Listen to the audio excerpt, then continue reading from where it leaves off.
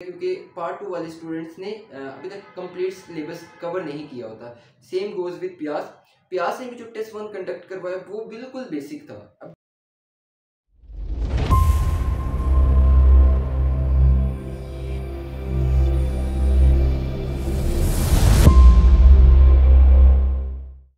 अस्सलाम वालेकुम, उम्मीद है आप सब लोग खैर तो ऑफिस से होंगे। जैसे कि बहुत से स्टूडेंट्स को पता है कि उनके टेस्ट 1 का रिजल्ट अनाउंस हो चुका है। स्टिल जिन स्टूडेंट्स को भी नहीं पता वो सिंपली अपने पोर्टल पे लॉगिन करें, उस पोर्टल पे जिस पोर्टल पे आप लोगों ने टेस्ट 1 के लिए रजिस्ट्रेशन की थी। लेफ्ट टॉप कॉर्नर पे आपका रिजल्ट होगा, ठीक है। इनमें ना इस रिजल्ट में बहुत सारी चीज़ें आ जाती हैं। मैं आपको वन बाय वन ना एक्सप्लेन करता हूँ। पहली बात तो ये है कि प्यास ने नस्ट की कॉपी की है। जैसे नस्ट NET 1 कंडक्ट करवाता है, उसी तरह प्यास ने अपना टेस्ट 1 के नाम से एक टेस्ट कंडक्ट करवाया बिफोर FSC पार्ट 2 एग्जाम। जैसे NET 1 का जो पेपर होता है वो बिल्कुल बेसिक होता है, क्योंकि पार्ट 2 वाले स्टूडेंट्स ने अभी तक कंप्लीट सिलेबस कवर नहीं किया होता। सेम गोज विद प्यास। प्यास ने भी जो टेस्ट 1 कंडक्ट करवाया वो बिल्कुल बेसिक था। अब जिन स्टूडेंट्स ने प्यास की टीचिंग मेथोडोलॉजी के मुताबिक, मतलब उनके जो पेपर पैटर्न के मुताबिक प्रिपरेशन की है, अब उनके मार्क्स काफ़ी ज़्यादा अच्छे हैं। काफ़ी नहीं, काफ़ी से ज़्यादा ही अच्छे आ गए हैं। मतलब 80+ बहुत से स्टूडेंट्स के मार्क्स हैं, 75+ बहुत से स्टूडेंट्स के मार्क्स हैं, ठीक है। पिछले सालों में देखा जाए तो 70+ मार्क्स को टॉपर स्टूडेंट्स कंसीडर किया जाता था। टॉप मेरिट पोजीशन वाले स्टूडेंट्स को कंसीडर किया जाता था, जिनके ये टेस्ट में मार्क्स आते थे। लेकिन इस साल टेस्ट 1 में ही बहुत से ज़्यादा स्टूडेंट्स के मार्क्स बहुत ज़्यादा आ गए हैं। उसको देखते हुए अब जो ये मिलती हैं, पता लगता है कि 49 मार्क्स हैं टेस्ट 1 में, या 48 हैं, 47 है, 55 है, 60 है, 65 है। ये सेफ जोन है, ये इलेक्ट्रिकल में, मैकेनिकल में भी जो रिक्वेस्टें मिलती हैं, इसमें कहीं भी आपका एडमिशन नहीं हो रहा। मतलब अगर आपके लेस देन 65 मार्क्स हैं तो मतलब आप समझो कि आपका प्यास में एडमिशन नहीं हो सकता। अभी स्टिल ये मैं कंपैरेटिव एनालिसिस कर रहा हूँ आपके टेस्ट 1 को देखते हुए, ठीक है। अब जिन स्टूडेंट्स के 75 या 70 से प्लस मार्क्स हैं वो अपने आप को सेफ जोन पे समझे, लेकिन उस वक्त तक समझे कि अगर टेस्ट 2 में बहुत से स्टूडेंट्स के बहुत ज़्यादा मार्क्स आ जाते हैं तो आपके जो 70 या 75 मार्क्स हैं वो भी मल्टीप्लाई बाय 0 हो जाएंगे। मतलब उन मार्क्स के साथ आपका प्यास में एडमिशन बहुत ज़्यादा मुश्किल बन जाएगा।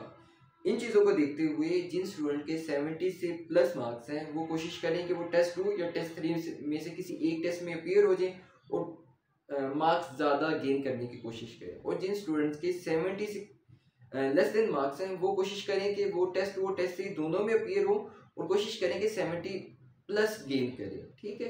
क्योंकि पिछले सालों की निस्बत इस साल आपका टेस्ट 1 में ही एग्रीगेट बहुत ज़्यादा बढ़ गया है, तो टेस्ट 2 और टेस्ट 3 मुश्किल होगा कंपैरेटिव देखते हुए टेस्ट 1 को, क्योंकि प्यास वालों को भी पता है कि टेस्ट 1 में मतलब मल्टीपल स्टूडेंट्स के 85+ मार्क्स हैं, मल्टीपल स्टूडेंट्स के 80+ मार्क्स हैं। तो उस चीज़ों को देखते हुए प्यास टेस्ट 2 मुश्किल बनाएगा, ठीक है। मतलब एक सिंपल हम एक एग्रीगेट सजेस्टेड एग्रीगेट है, ये तो अभी नहीं कंक्लूड किया जा सकता, लेकिन फिर भी ओवरऑल टेस्ट 1 को देखते हुए अब जिन स्टूडेंट के 80+ मार्क्स हैं तो वो अपने आप को CIS में कंफर्म समझें। इसी तरह इलेक्ट्रिकल और मैकेनिकल के लिए 74 75+ मार्क्स हों तो समझ सकते हैं कि वो अपने आप को सेफ जोन में, ठीक है। इसी तरह केमिकल और MME मटीरियल इंजीनियरिंग वो 70+ मार्क्स हैं आपके टेस्ट 1 में, तो आप अपने आप को सेफ जोन में समझिए। इसी तरह BS फिजिक्स भी आप 80+ कैटेगरी में ना उसको शुमार कर लें। अब हमने ये चीज़ें देखी कि मतलब अब जिन स्टूडेंट्स के कम मार्क्स हैं, मतलब 60 से लेस देन है, अब वो चीज़ें देखें कि प्यास का टेस्ट ये नहीं है कि काफ़ी ज़्यादा मुश्किल टेस्ट है। मतलब अगर केमिस्ट्री की मैं स्पेसिफिकली बात करूँ 25 से 26 चैप्टर्स हैं पार्ट 1 पार्ट 2 के।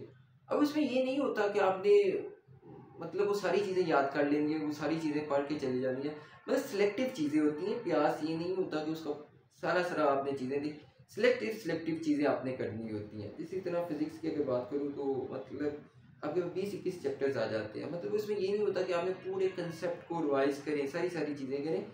मतलब प्यास का टेस्ट टेक्निक मांगता है कि उसको प्रिपेयर किस तरह तरीके से किया जाता है। मतलब ये नहीं है कि आप एक्स्ट्रा एफर्ट लगाएं और उस डायरेक्शन में मेहनत करते जाएं जिस डायरेक्शन से कुछ आना ही नहीं ना। तो एक तो ये वाली चीज़ आ जाती है। दूसरी ये वाली बात है कि मतलब बहुत से स्टूडेंट्स ने हमारे इस ऑनलाइन वाले सेशन में, मतलब इस सेशन में मतलब मल्टीपल यूनिवर्सिटीज़ की प्रिपरेशन करवाई जाती है, मल्टीपल यूनिवर्सिटीज़ के एलुमनाई प्रिपेयर करवा रहे होते हैं। मतलब अब इन शॉर्ट अगर मैं अपनी यूनिवर्सिटीज़ को देखते हुए बात करूँ तो प्यास में तकरीबन 47 से 50 स्टूडेंट ऐसे स्टूडेंट हैं जिनके 70 प्लस मार्क्स हैं, 75 प्लस मार्क्स हैं।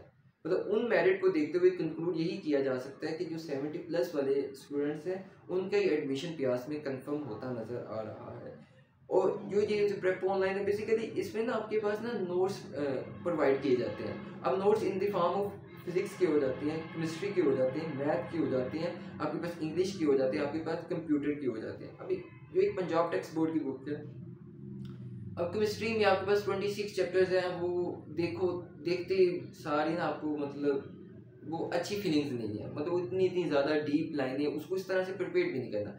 अब एक नोट्स बना दिए गए हैं, आप वहाँ से सिर्फ प्रिपरेशन करें, आप इजीली प्यास में ना 70 प्लस गेन कर सकते हैं। अब जिन स्टूडेंट के टेस्ट 1 में कम मार्क्स आए वो अपनी गलतियाँ समझें, देखें कि उन्होंने किस किस एरिया में वो गलतियाँ की हैं, वो टेस्ट 2 और टेस्ट 3 में वो गलतियाँ रिपीट ना करें। एज आई मेंशन मैंने अपनी 1-2 वीडियोस में प्रेप ऑनलाइन के बारे में बताया था। डिफरेंट यूनिवर्सिटीज़ के डिफरेंट अलुमनाई अपनी अपनी यूनिवर्सिटीज़ की प्रिपरेशन करवा रहे होते हैं स्टूडेंट्स को। अगर स्पेसिफिकली प्यास की बात करूं तो तकरीबन 50 प्लस स्टूडेंट्स ऐसे हैं जिनके 70 प्लस मार्क्स आए हैं प्यास टेस्ट 1 में। अब इन चीज़ों को देखते हुए कि आपका टेस्ट का जो पैटर्न है वो चेंज हो गया है, बच्चों को समझ लगी है कि उन्होंने प्रिपरेशन करनी किस तरह से। अगर स्पेसिफिकली प्रेप ऑनलाइन की बात करूँ तो इसमें अगर आपने ज्वाइनिंग देनी है टेस्ट 2 या टेस्ट 3 की प्रिपरेशन के लिए, मतलब इसमें सिंपली ये है कि आपकी जो पंजाब टेक्स्ट बोर्ड की बुक्स होती हैं मतलब वो बहुत ज़्यादा एक्सेसिव टेक्स्ट लिखा होता है और एक पैटर्न नहीं होता, एक पाथ नहीं होता कि आपने प्रिपेयर किस तरह से करना है। स्टूडेंट्स ब्लाइंड होके प्रिपरेशन कर रहे हो, ये समझते हैं कि वो बहुत अच्छी प्रिपरेशन कर रहे हैं, लेकिन वो बहुत अच्छी प्रिपरेशन एक सिर्फ हार्ड वर्किंग वाली प्रिपरेशन होती है, मतलब एक स्मार्ट वर्क नहीं होता। तो प्रेप ऑनलाइन में आप ये सारी चीज़ें प्रोवाइड की जाती है। मतलब आपके पास एक कंपाइल नोट्स होते हैं, ऐसे नोट्स होते हैं जो प्यास के या नस के या मतलब डिफरेंट यूनिवर्सिटीज़ के टेस्ट को स्पेसिफिकली देखते हुए क्राफ्ट किए जाते हैं। इसी तरह केमिस्ट्री के, इसी तरह मैथ के, इसी तरह इंग्लिश के, इसी तरह कंप्यूटर के। अब आपको पंजाब टेक्स्ट बोर्ड की बुक सिलेक्टिव चीज़ों से देख के पढ़नी पड़ेगी, मतलब ऐसे नहीं कि सारी सारी चीज़ें आपको देख के पढ़नी पड़ेगी। उसके साथ पास पेपर्स होंगे, पास पेपर से ये होगा कि आपको एक पैटर्न समझ लग जाएगी, चीज़ें समझ लग जाएंगी कि जो मैं प्रिपरेशन कर रही हूँ वो किस तरीके से कर रही हूँ। मतलब एक चीज़ मैं प्रिपेयर कर रही हूँ, ये प्यास के पेपर में इस तरह पूछी जाती है, नस के पेपर में इस तरह पूछी जाती है, यूईटी के पेपर में इस तरह पूछी जाती है। मतलब आपको चीज़ें समझ लगने लग जाएगी कि आपने प्रिपेयर किस तरह से करना है। उस लिहाज से आप अच्छा प्रिपेयर करोगे तो इंशाल्लाह आपके टेस्ट 2 में और टेस्ट 3 में इंशाल्लाह प्यास में काफ़ी ज़्यादा अच्छा स्कोर गेन कर सकते हो, ठीक है। और दूसरी बात ये है कि ये पेड है, फ्री ऑफ कॉस्ट नहीं है, तो सिंपली आपने अगर ज्वाइनिंग देनी है सेशन में, वीडियो की डिस्क्रिप्शन में कॉन्टैक्ट नंबर है, सिंपली आप कॉन्टैक्ट करें उस नंबर पे, तो आपसे एक रजिस्ट्रेशन फॉर्म शेयर किया जाएगा, सिंपली अपने आप को रजिस्टर करें और आप इस सेशन को ज्वाइन कर सकते हैं।